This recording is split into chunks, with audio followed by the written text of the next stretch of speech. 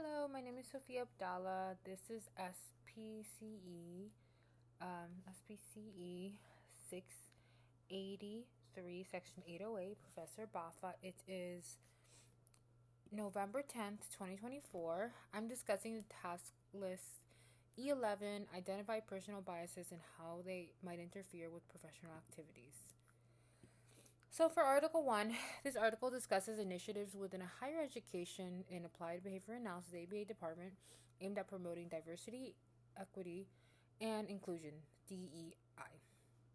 It highlights the need for culture, humility, and responsiveness in training future behavior analysts, especially following recent social events that underscored racial and cultural disparities. The department established a DEA task force to assess and improve inclusivity by surveying students, modifying curriculum content, and incorporating culturally relevant materials. Efforts include creating feedback loops to address discrimination concerns, adapting coursework to include diverse perspectives, and providing training to faculty on culturally responsive practices. These initiatives aim to foster a peaceful, equitable, and supportive environment for students of varied background in the ABA field. Article 2, the article Guidance for Behavioral Analysts in Addressing Racial Implicit Bias, explores how racial implicit bias can influence ABA practitioners and provides strategies to address it within a clinical setting. The authors argue that implicit biases, though often unconscious, can lead to discriminatory behaviors and impact client care, especially for clients from marginalized racial backgrounds. To counteract this, they even proposed using behavior analytic approaches such as data collection, self reflection, and evidence based interventions to identify and modify biased behaviors in interactions with clients, caregivers, and staff. They also emphasize the importance of culturally responsive practices in intake, treatment planning, and staff training. Additionally, the article highlights the need for ongoing assessment, collaboration, and professional development in DEI as essential steps towards providing equitable and respectful ABA services. Article 3. Article 3 addresses the importance of cultural competence and awareness in behavior analysis, especially for students with challenging behaviors who are particularly vulnerable to biases in educational settings.